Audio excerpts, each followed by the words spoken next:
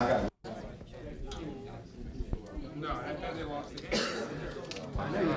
How you feel? What kind of vodka? Like the town? Like the hoot shoot, Yeah, like root the shooting town. shooting vodka. Are you from there?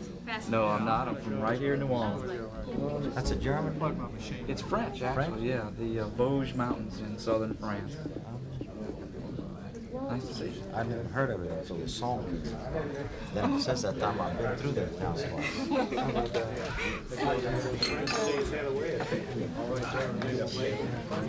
That's right. Asshole with the camera's trying to film me. Looking like I got some boobs in here. Damn it, you hit.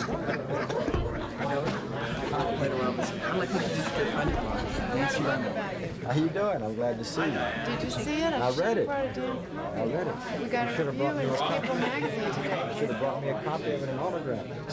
Wait, I have to tell you my favorite line from a review in USA Today. My favorite review is this. The governor's never dull and neither is Nancy. Sounds good. I hope you don't, I'm so shy. I want to know which one of my aides put a lube on. Everybody. And why the others didn't. I hear you from here. You're enjoying it. But I've just got to get you a signed copy. See, annoying, peculiar. Oh, well. Sound like the I'm Bethany Boltman. I'm Bev Church in a car. poor babe. I'm so sorry. Yeah, I know. It's Hi, how are you?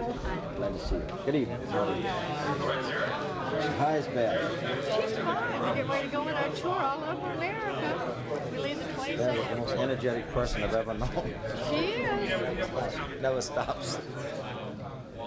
How you doing? Pleased to see you. How are you? Hi. Glad to see you. Got Gridiron Show is next Sunday. This year's theme is the Gridiron Television Network. That'll take off on Jim and Tammy, etc., etc. And of course, the persona of the governor and many other personas will be royally treated as always next Sunday at the Hyatt. If you're still interested in tickets, whatever.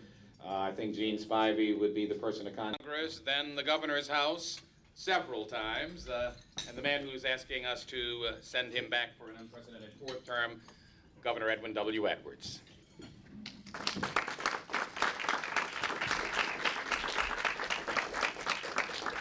Thank you, Warren.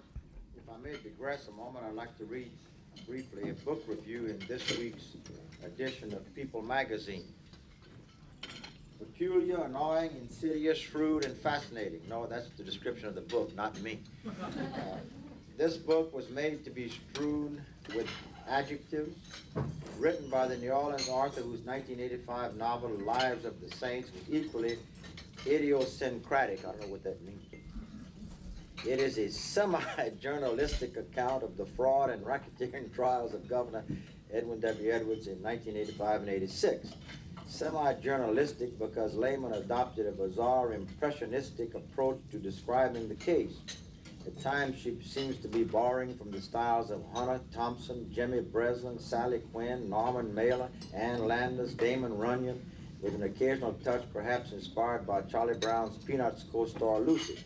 Biden got knocked out of the presidential race for just one misquote. Describing the defense lawyer, she writes, "At the Lafayette Hotel, we sat with Camille Gravel and his wife, 70 and in love. It is a fine thing to see." Of a religious radio station in New Orleans, she said, "These born-again Christians seem to be pretty dim bulbs." She quotes a schoolboy of about 10 attending the trial with his class, quote, "Miss Brown, why do we have to not make a noise? Why do we have to line up? Why are we going into the courtroom? Why are we going in now?"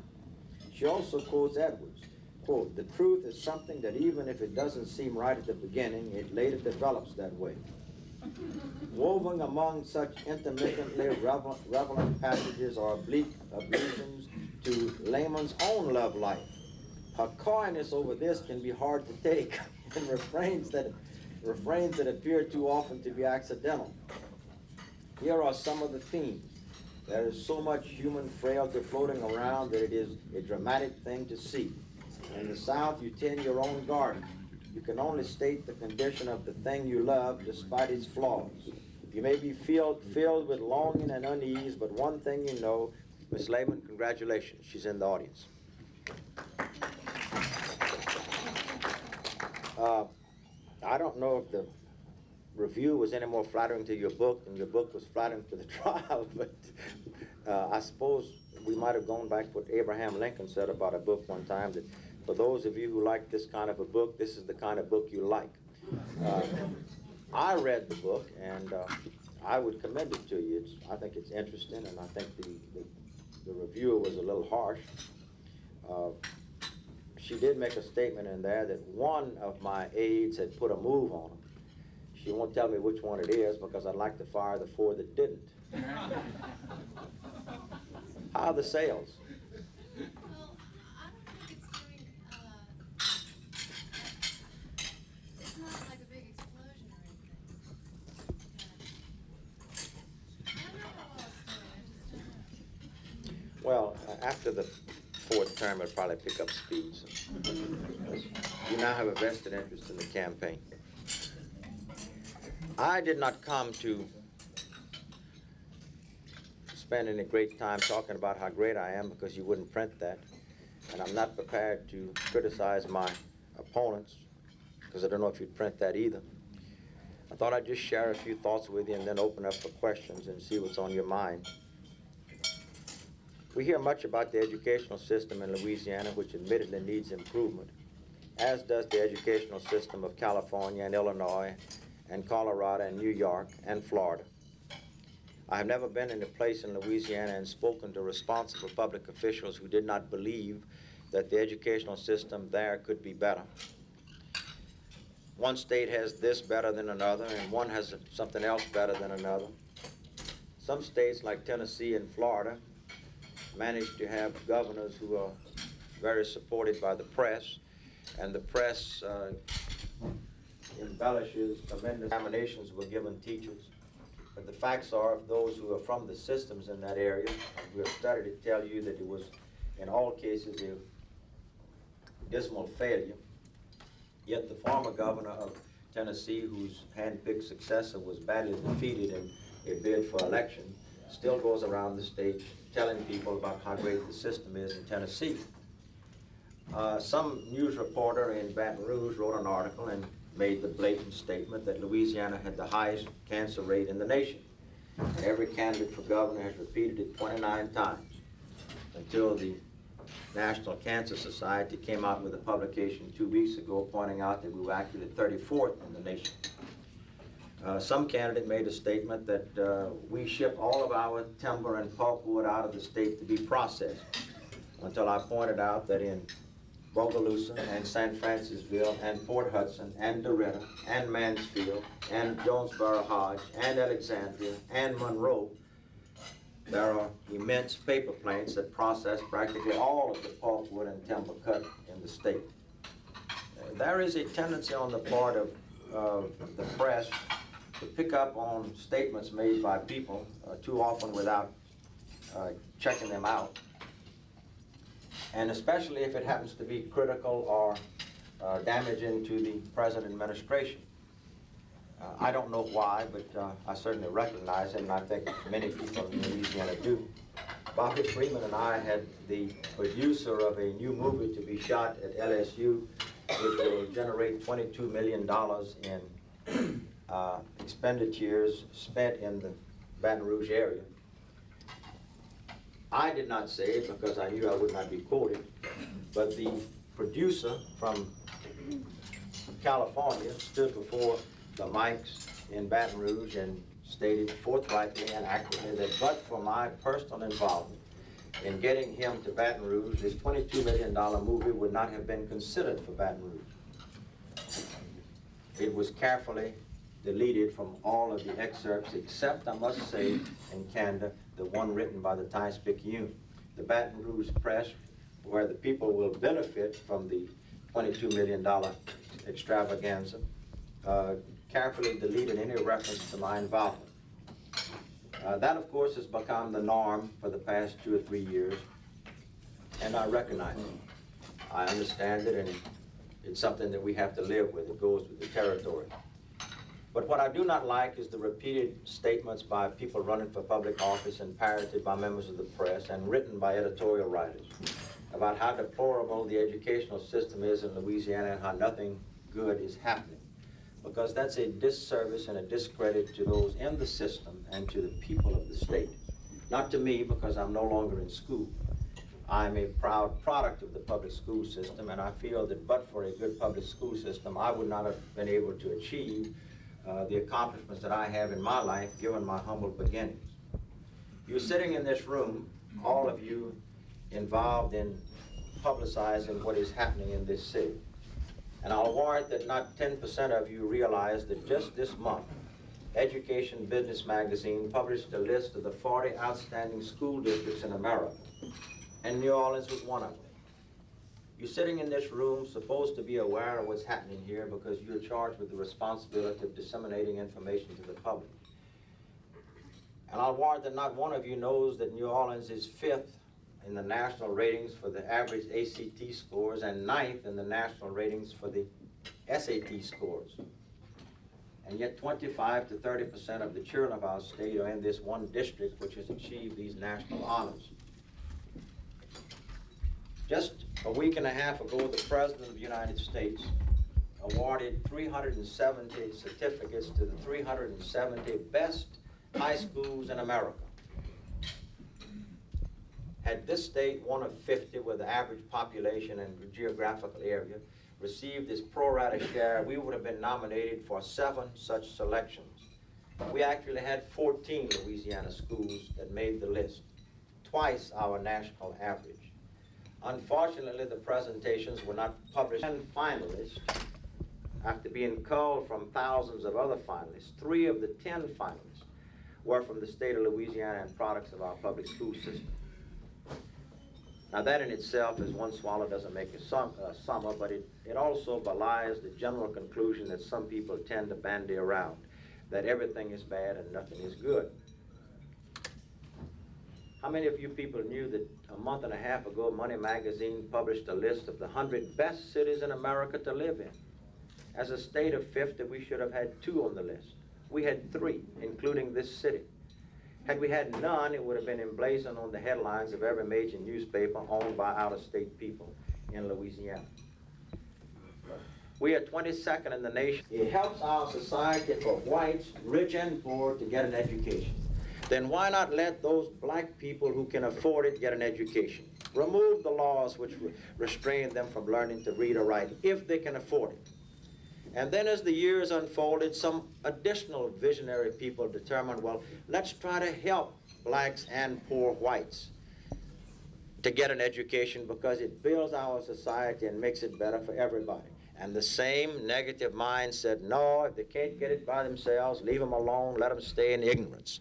But they prevailed, and ultimately, against the wishes of the establishment and the status quo people, free bus transportation was provided originally only for white students. Because as a lad of 10 years old, I can remember riding a bus 8 miles into town before it was a legal and social problem, and passing groups of small black children walking to another school halfway to where I was going. Or a cement layer. It is true that in those societies, the end results of the educational system is better, but it doesn't serve the masses as and good times as a youth so that things will be better for you as an adult. And most kids look at their parents who are lawyers or doctors or businessmen or doing well in life, and daddy says, if I had not studied hard in school and made good grades, I wouldn't be where I am today living in this middle-class subdivision with a station wagon and a washing machine and a refrigerator and an air-conditioned home. And the 11, 12, 13, and 14-year-old child sees a direct correlation between studying hard, self-denial, and postponing pleasures for a later time when he can enjoy it as an adult and profit from a dedication as a child. But take a child who is living with a widowed or abandoned mother in a project or in a dilapidated home with no air conditioning and no TV and no refrigerator, no running water in some instances. And you have that mother tell the child, look, study hard and make good grades in school so that when you grow up, things will be better for you as they are for mama. The child will look at mama and say, well, why should I postpone one day's pleasure when I'm 14 years old, hoping to get by in life like you're getting by 20 years later? Some children do not have that incentive, that agreement for self-denial that many other children have coming out of different environments. So I think to tell a child that if you will do what you can now, that you don't have to wait 30 years to get a reward or to benefit from staying in school or studying hard. Instead, you will get it now. Now, hopefully we can talk many of them into putting the money in a trust fund for a college education. But if the child elects not to do so, then so be it. Whatever the cost, it will be cheaper than the cost of unemployment and underemployment, rehabilitation services, and prison terms, and high pregnancy rates, and all of the conditions that generally track poor educational systems and the lack of a good education. I want to try it for the same reason that people in the last 200 years from time to time have tried or advanced a new or better theory to educate more people and to encourage more of our society to get the best education possible. I think it's a plan that is going to work. It is being tried in the city of Cleveland. We do not yet have any statistics from it, but sociologists and psychiatrists that have looked at the plan are all in agreement that in certain areas it is going to make a distinct difference in attracting the attention of the child to get a better education. The other thing that I would like to propose is that we put a floor in the price of oil at $18 a barrel. Much of our economy is dependent upon the oil and gas industry. We lost 100,000 jobs and $800 million out of our operating revenue as a result of the collapse of the industry. If we could put a floor in the price of oil at $18, representatives of the industry with whom I have met successively in the last 3 or 4 months tell me that they could then go to investment markets and attract drilling and exploration capital and begin using the rigs again, seeking more reserves of oil. Because contrary to popular opinion, there is not a glut of oil in this country or in this world. We are now importing a higher percentage of oil products in this country than we were importing in the 1970s when we became subject to the first embargo. We are dangerously reliant upon foreign crude oil as a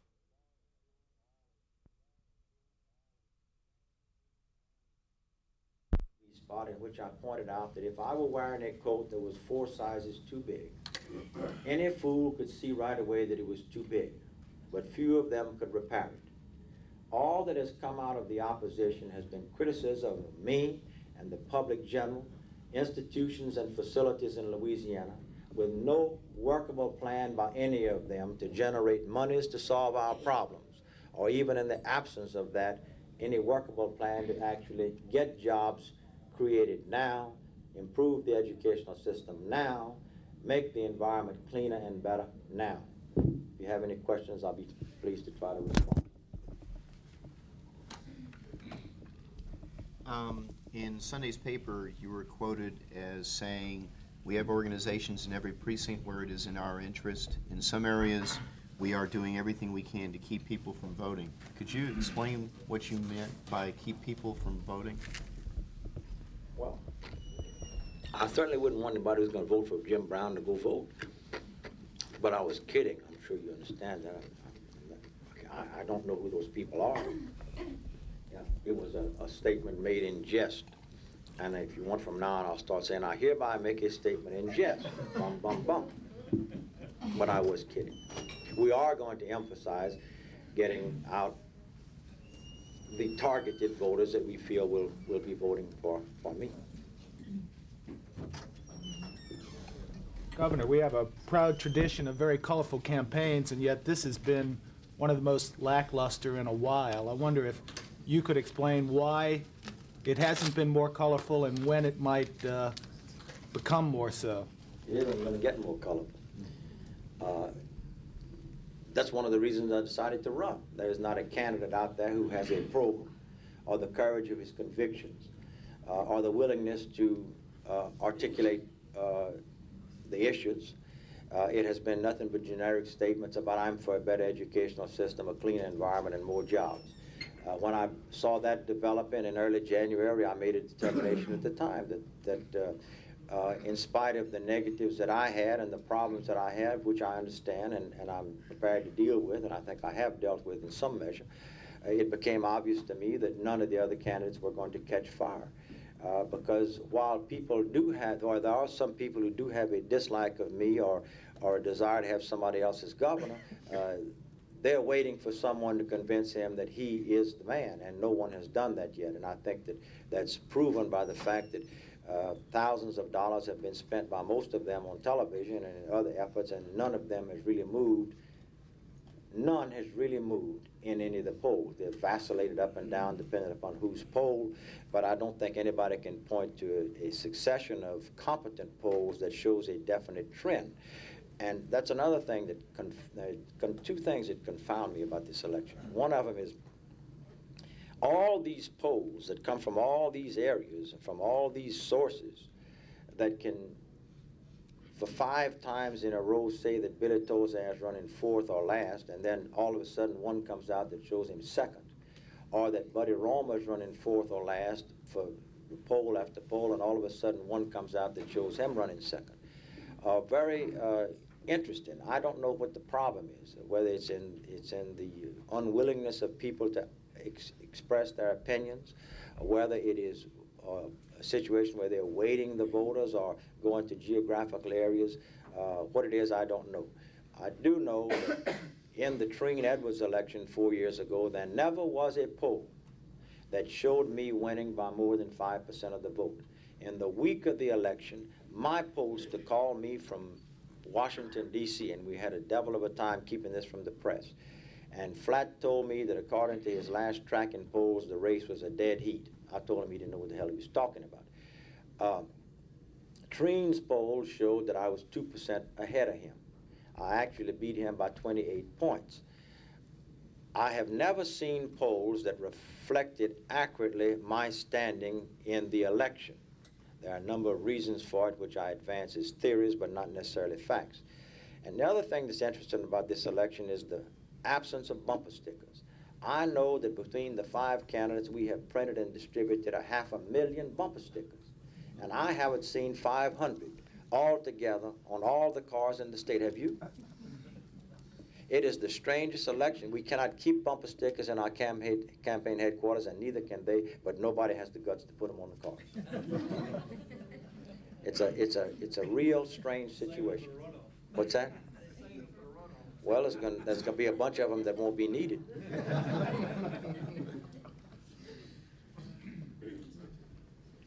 Yes, sir.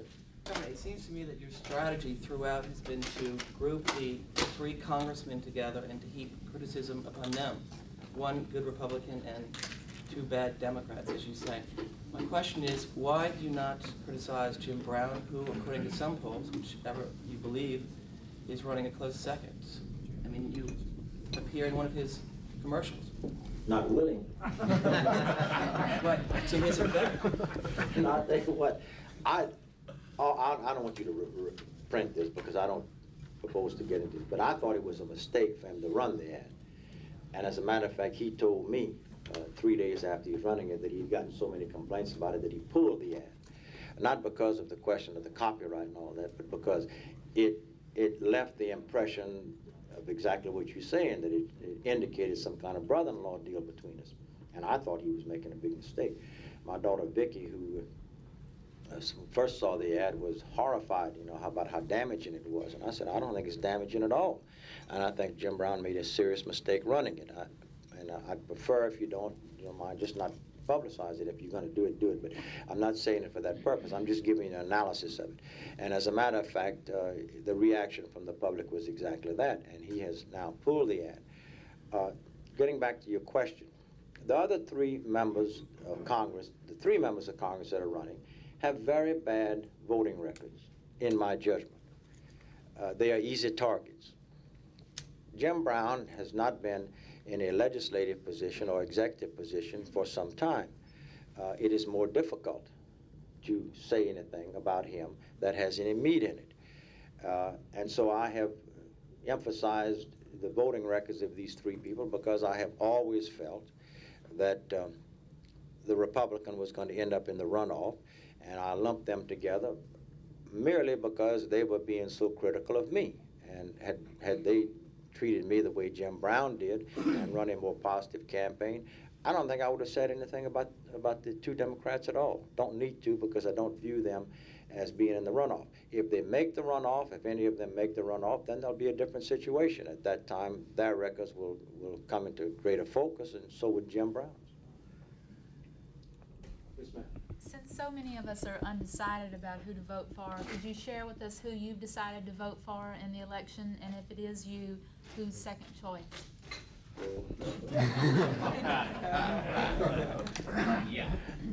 No, I'm going to vote for myself. Primarily because I think I need it. I would like to suggest to an undecided voter that people are not always what they appear to be. It's easy for people in politics to beat the breast and wear sackcloth and ashes and talk about how honorable they are. We're supposed to be honorable, and I don't question that. But it's not as simple as that. I have been under all kind of scrutiny for 15 years, and I don't think that people have to worry about some new undisclosed revelation coming up. They know where I am. They know where I stand. I'm not hypocritical. I say it like it is. I cannot begin to tell you how much damage the state would have suffered had someone other than I, or less capable than I, been governor for the past 3.5 years. We have come through some horrible times, much escaped by the average person because I was able to keep things moving. But for my involvement, and I know that you're the last audience in the world that is going to get turned on by a politician talking about himself, and that's not the purpose. But for my involvement, Charity Hospital here would have lost much of its functions, and 800 people would have lost their jobs. The tolls would have been reimposed on the Mississippi River Bridge. The satellite clinics would have been closed. In 1986, the legislature did not put up any money to keep the Superdome open. In 1986, the legislature did not put up money to keep the Superdome open. I had to veto language in the appropriations bill to generate money to keep the Superdome open. In 1986, the legislature did not put up any money to pay the salaries of Pat Norton and her staff and to keep the Department of Environmental Quality running. I had to veto language in order to appropriate $750,000 to continue that. In this year, in spite of the tough times, let me tell you what was done for the city of New Orleans. Last year at this time, in the month of October, the representatives of the convention center came to me and said, we are running out of money. We cannot operate the convention center. It is going to close next spring unless we can find a source of revenue. Now, I'm telling you what God loves, the truth. They just looked me flat in the face and said, we cannot continue operating the convention center. In the special session in December, the plans of the city. In this last session, I was able to get the legislature to put up $50 million to pay half the cost of doubling the size of the convention center. Specifics, or do you think they'll be swayed by the other candidates and decide, yes, we need to make a change? Do you have a feeling for that person? They could be swayed by the other candidates if one of them came in the next 10 days with some kind of positive program that they could put their teeth into and say, that'll work. But up until now, the polls show and the large undecided voters indicate they have not yet reached that point. Given that fact, one of two things are going to happen. The undecided vote will, as pollsters tell you, end up going in the same proportions that the decided vote goes. If I have 20% of the decided vote, I'll get 20% of the undecided, et cetera, et cetera. Or they will finally determine, well, I don't really like Edwards. I'm worried about this. I'm worried about that. I'm queasy about this. The press doesn't like him. They say bad things about him. But at least he gets the job done, and we know where he stands. And he's colorful, and he has the experience and the leadership. And so I'll hold my nose and go vote for him. One of those two things will happen. Considering what you just stated about about how you've had to bail out so many local cities and municipalities. Would you be willing to lobby for fiscal reform in the next legislative session so that municipalities can raise their own taxes? Well, I've been an advocate of that. Well, not who you want to run against, but who do you fear the most in the runoff of the four? I really don't fear anybody. It's just a different kind of campaign. I have to tell you that I have never considered, since last February, that anybody was going to make the runoff with Bob Livingston. I may be wrong, but and I'm not going to go to bed Saturday night and cry about it if he isn't. But I just don't see. I don't see it happening other than that. I'm of the opinion that based on tradition and what happens in politics, that when October the 24th comes around, the neo-Nazis, the Republicans, and the arch-conservatives are going to vote for Bob Livingston. And the blacks and many Cajuns, not all of them because of Billy Tozan, and laboring people, and senior citizens are going to vote for Edwin Edwards. It's a come home day. And they may be out there waiting for somebody to do better by them or convince them that he has a better plan, but that isn't happening. And my projections are that when October the 24th comes around, that is what's going to happen.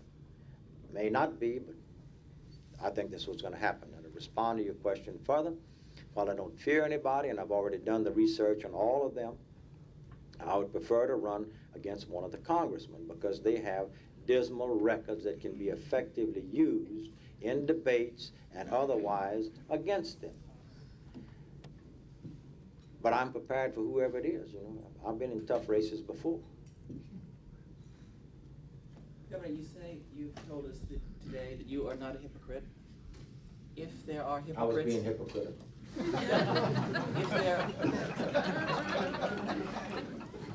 What's that? If there are hypocrites among your opponents, who is the greatest and a specific example of that hypocrisy?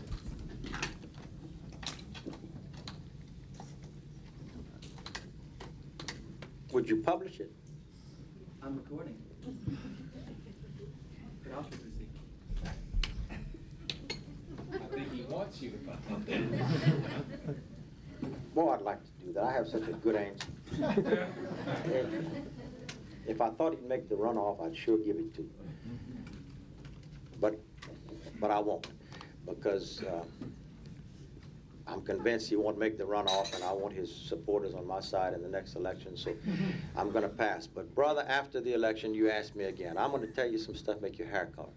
I'm going to show you the facts and the figures. It will make your hair curl. You're going to say to yourself, well, once again, the press has been had. Remind me after the October the 24th. I'll give it to you in black and white. It's unreal. Why don't you do it now? But because the man's not going to make the runoff, and I want to make sure that I'm nice to everybody that I can. It's tough, and I've been biting my tongue. And I tell you what, I may do it in the debate Thursday night. I don't know. It depends what he says. Does it have anything to do with the ethanol subsidy? No, it's something. Ethanol subsidy is a very legitimate, appropriate function of government. To somebody who'd gotten a lot of endorsements from newspapers. Yes. Anything else? Any more fishing expeditions or shall we? You're going to have some egg-faced editorial writers in Louisiana. Anything else? Does that lead you to believe, I mean, you're talking about all the paper endorsements, did that really set you back, upset you? Did you feel blasé about it? You expected them all to That's go not to an you. endorsement. Those are political obituaries. Those same papers endorsed Bubba Henry in 1979. He ran last. They all endorsed Dave Green. He got 35% of the vote. I mean, you know, people in Louisiana are unconcerned about what the owners of newspapers who live in other parts of the country, but publish the papers in Louisiana have to say. And you know, you mark it right. That's not an endorsement. That's a political obituary. Anything else? Governor? Yes. Jimmy Davis, of course, is not well, but I read a book recently where after he won the election the first time, the same week he went out and plowed the fields in North Louisiana. I cry a lot. Because you believe. Because you're asking. No, it's not that. A masochist is a guy who deliberately and knowingly hurts himself. Nobody in this race but me. He's the master. Let's wrap it. How many of you are still undecided? My goodness. Well, I guess you represent about the makeup of the population, about 20%. What's it gonna take? I mean, God damn, if you can't vote against me for all you know about me, when the hell did you make up your mind about me? Huh? I got bad news for you. There's nothing worse than they can do to me in the next 10 days than they've already done. I'm as hurt and bruised and crippled and bleeding as I'm ever gonna be. So. Do you plan to do anything in the next 10 days, or are you just gonna Well, ride it yeah, out? some things I'll tell you about.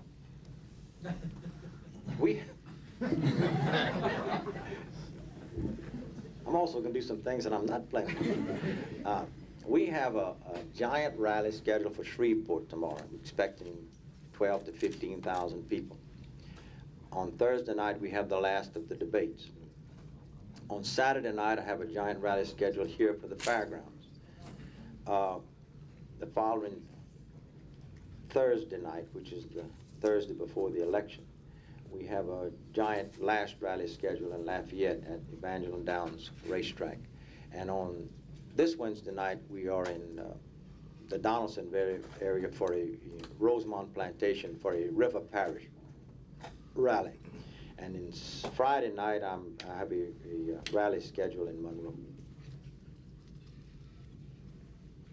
So you're rallying?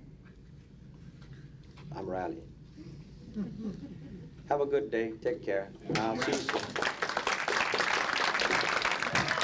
Thanks to Governor Edwards. We'll see you next Newsmaker Luncheon. Don't forget Gridiron next weekend. Goodbye, everybody.